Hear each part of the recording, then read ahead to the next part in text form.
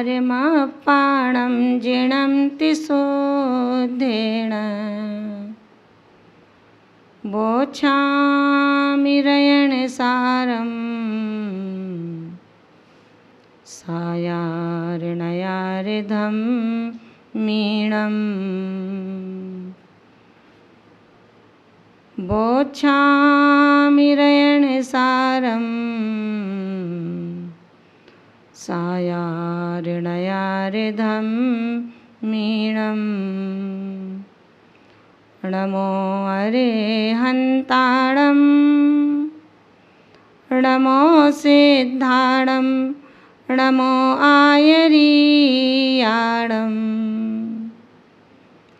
नमो उभयध्यायाणं नमो लोय सव्यसाहूणं नमो लोय सव्यसाहूणं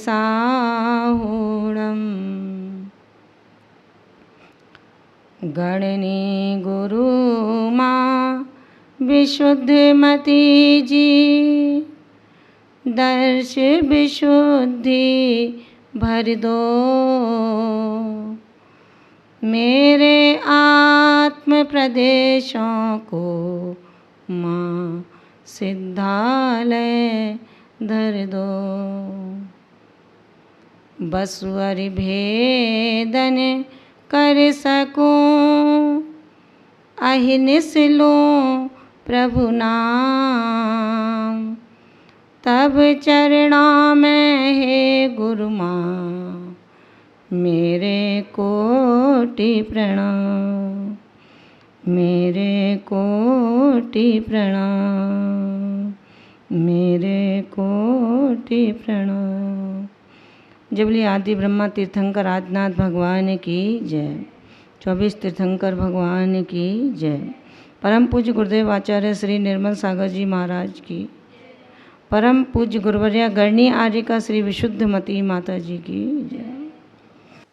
जैन सजन शास्त्रों के जो पुरोधा रहे आचार्य कुंद कुंद भगवंत, अगर जैन दर्शन की बात हम यहाँ करते हैं, जैन दर्शन अनादि निधन सनातन धर्म है जिसमें मानव कल्याण के साथ साथ प्राणी मात्र के कल्याण का मार्ग दिग्दर्शित होता है। तीर्थंकरों की देशना जो हमारे दिगंबराचार्यों ने हम सबके लिए एक कठोर परिश्रम के साथ प्रदान की है, जिन शासन की इस महिमा का जो परिचय कराया है, उसके लिए दिगंबर जैन समाज एवं जैनाचार्य चिरकाल तक ऋणी रहेंगे। उन्हीं आचार्य परंपरा में आध्यात्म विद्या के तत्वज्ञाता श्रीमद् कुंद कुंदाचार्य, जिन्होंने अपनी आध्यात्मिक दृष्टि से उच्च कोटि के ग्रंथों को अपनी उस सशक्त और प्रशस्त लेखनी से प्रस्तुत करके जो हमको परोसा है, दिया है, वो निश्चित रूप से हम सबके लिए एक बहुत ही गौरव और गरिमापूर्ण विषय है। जिनकी इस लेखनी से प्रस्तुत ग्रंथ जो आज वर्तमान में बड़ी सहजता से उपलब्ध होते हैं, वो चाहे समयसार हो, प्रवचनसार हो, पंचास्तिकाय हो, दर्शन पाहुड़, बोध पाहुड़, चारित्र पाहुड़, अष्ट पाहुड़, इन सभी ग्रंथों को बड़ी सहजता से हम उपलब्ध करके आचार्य कुंद कुंद स्वामी के शुद्ध आत्म स्वरूप की आमनाएं को हम पढ़ सकते हैं और अपने आप को उन्मुक्त करने का मन बना सकते हैं। इन्हीं अनुपमेय ग्रंथों में मुक्ति मार्ग के 2 अविनाभावी तटों का सुंदर वर्णन करने वाले, जहाँ पर श्रावक धर्म और मुनि धर्म का एक सरस और सुंदर व्याख्यान जिन्होंने दिया है, वो ग्रंथ आज आप सभी के सामने एक वाचना के माध्यम से यहाँ प्रस्तुत किया जा रहा है, और जिसका नाम है रेणसार। रेणसार ग्रंथ के अंतर्गत श्रीमद् भगवान आचार्य कुंद कुंद स्वामी ने श्रावक और श्रवण की उस परिचर्या का परिज्ञान कराया है, जिस आचार्य संहिता के माध्यम से हम तलस्पर्शी सूत्रों को अन्वेषित करके कठोर अनुशासन की शिक्षा से प्रशिक्षित होकर के इस ग्रंथ की सन्निहित विधाओं को पढ़ सकते हैं। आचार्य भगवान ने कहा है कि जिस तरह एक गाड़ी के 2 पहिए हमें सकुशल रीति से गंतव्य स्थान पर पहुंचा देते हैं, ठीक उसी प्रकार श्रावक और श्रवण धर्म रूपी गाड़ी के 2 पहिए हैं, जो हमारी मोक्ष मार्ग की यात्रा को निर्बाध रूप से संपन्न करा के हमारी मंजिल तक हमें पहुंचा सकते हैं। आगम और आध्यात्म का अनूठा समन्वय इस ग्रंथ में आपको सुनने और पढ़ने को मिलेगा। गृहस्थ और साधु की चर्या होनी क्या चाहिए, इसके लिए आचार्य बादीप सूरी जी ने कहा है कि सुंदर सुडोल और बड़े बड़े लोचन वाला ज्ञानी विद्वानी आत्मा यदि अंधकार के आगोश में फंसा है, लोचन सुंदर हैं, बड़े हैं, उसकी आईसाइट वीक नहीं है, ऐसे सुंदर लोचन वाला भी बिना प्रकाश के निमित्त से, बिना प्रकाश की सहायता से वस्तुओं को, पदार्थों को उपलब्ध नहीं कर सकता है, उसको प्राप्त नहीं कर सकता है। कमरे में रखी वस्तुओं को पहचान नहीं सकता है। उसी प्रकार गुणी, जिज्ञासु और बुद्धिमान व्यक्ति भी बिना गुरु के आत्महित के मार्ग को कभी भी प्राप्त नहीं कर सकता है। महान भावों, रेण सार का शाब्दिक अर्थ यदि हम निकालते हैं तो रेण माने होता है रत्न, और रत्नों का सार क्या हो सकता है? ऐसे वो रत्न, जो रत्न कहा गया है, रत्नों में यदि कोई रत्न है तो महावज्र रत्न है। वृक्षों में कोई वृक्ष है तो गौशीर चंदन है, और यदि पर्वतों में कोई पूज्य है तो शाश्वत परम पवित्र तीर्थराज समेध शिखर पर्वत है। इसी प्रकार से रत्नों का यदि कोई सार है तो वो सम्यक दर्शन, सम्यक ज्ञान और सम्यक चारित्र। इस रत्नत्रय के सार को प्राप्त करने के लिए आचार्य भगवंत कुंद कुंद स्वामी के हम सभी बहुत ही ऋणी हैं, अनंत उपकारों के धनी। ऐसे आचार्य भगवान की इस रेणसार ग्रंथराज का वाचना का शुभारंभ यहाँ से करते हैं, जिन्होंने मंगलाचरण के माध्यम से हमारे मंगल जीवन की कामना की है, और हमें बताया है कि हमारे जीवन में अमंगल से मंगल कैसे हो सकता है। णम्यूण बड्ढमाणं परमपाणं जिणं तिशुद्धेन बोच्छामि रेणसारं सायार्णयारिधं मीणम्।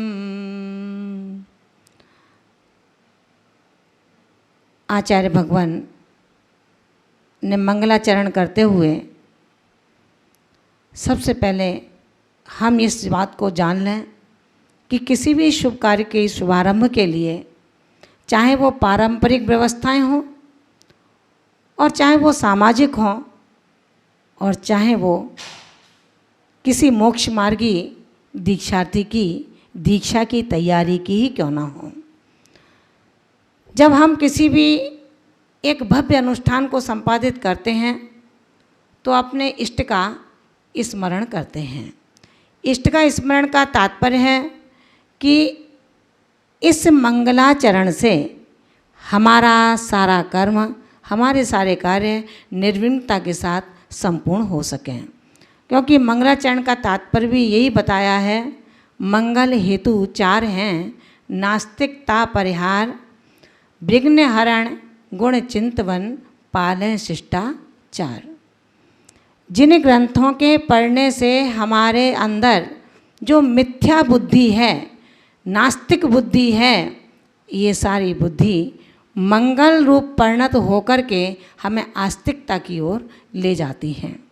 आचार्य भगवान ने ये भी बताया है कि मंगलाचरण ही, मंगल आचरण ही जो चरण दुराचरण की ओर बढ़ता है, यदि हम अपने इष्ट देव की शरण को प्राप्त होते हैं, गुरुओं की चरण छाया को प्राप्त होते हैं, तो यही चरण हमारा मंगलाचरण बन जाया करता है।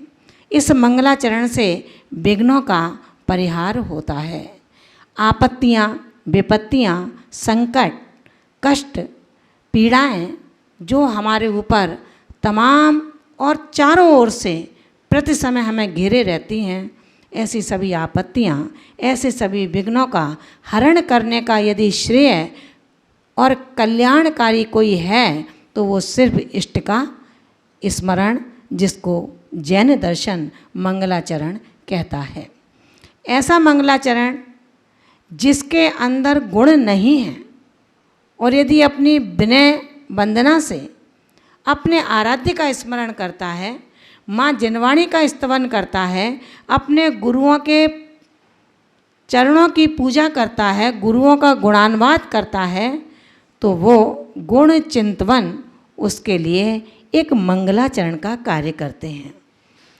अपनी आत्मा की परमार्जन मेघा के लिए मंगलाचरण नितांत आवश्यक होता है, जिसके लिए आचार्य कुंद कुंद स्वामी ने रेणसार ग्रंथराज में जो मंगलाचरण दिया है, इस मंगलाचरण में वर्तमान शासनाधिपति तीर्थंकर वर्धमान स्वामी को मन वचन काय से नमस्कार किया है। परम पाणम यानी कि परमात्मा बड्ढमाणम वर्धमान स्वामी को तिशुद्धेण तीनों शुद्धि पूर्वक णम ऊण नमस्कार करके सायार नयार धम्मीणम सागार और अनगार धर्म युक्त रयणसार ग्रंथ को बोच्छामी कहूँगा। आचार्य भगवान ने वर्तमान शासनाधिपति तीर्थंकर महावीर स्वामी को, महावीर जिनेन्द्र को मन वचन काय की शुद्धि पूर्वक नमस्कार करके सागार यानी कि गृहस्थ और अनगार यानी कि मुनि धर्म के व्याख्यान करने वाले रेणसार ग्रंथ को कहने का संकल्प मात्र किया है। उस संकल्प को, जो संकल्प चट्टानों को भी भेदने की ताकत रखता है, एक संकल्प ऐसी चीज़ है जो हमारे सारे रास्तों को, हमारे सारे सुमार्गों को वो स्वयं दे देता है। उस जल की तरह जल संकल्पित नहीं होता लेकिन स्वाभाविक होता है। ऐसे जल की विधा को यदि कभी हमने देखा हो, जब ऊंचे चट्टानों से जो नीचे गिरता है तो पत्थरों से, पाषाणों से, शिलाखंडों से ये नहीं कहता कि हटो मुझे जगह दे दो। अपनी कुशलता से, अपनी शीतलता से और अपनी बुद्धिमत्ता से वो स्वयं अपनी जगह बनाता हुआ अपना रास्ता बनाता है और आगे बढ़ता चला जाता है।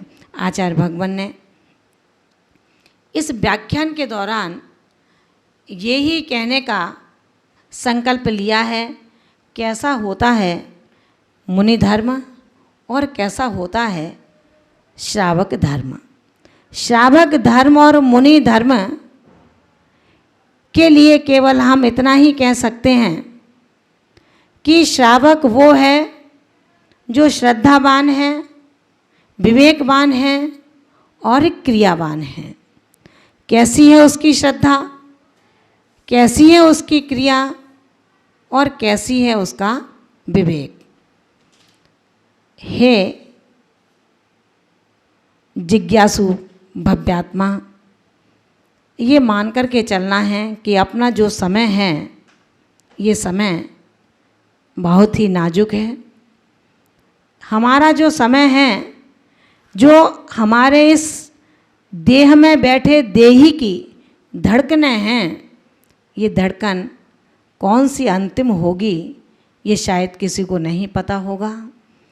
ऐसी विषम परिस्थिति में इस विश्व के भयावह कर्मों के तांडव नृत्य को जो हम देख रहे हैं, जिसने अपनी त्रासदी को इतना फैला दिया है, जिसने अपने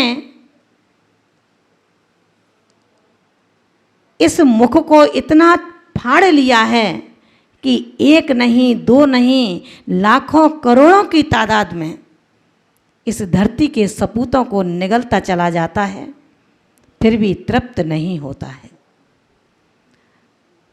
इसलिए आचार्य भगवान इस मंगलाचरण की प्रथम कारिका में हम सबसे यही कहते हैं कि श्रावक और श्रमण धर्म को समझ करके ये जो दो धाराएं हमें शिक्षित और प्रशिक्षित करने के लिए दी हैं, उसको समझने के बाद आखिर कौन श्रावक सम्यक दृष्टि बन सकता है, कैसा होता है सम्यक दृष्टि, किसे कहते हैं सम्यक दर्शन और कैसे प्राप्त होता है वो सम्यक दर्शन।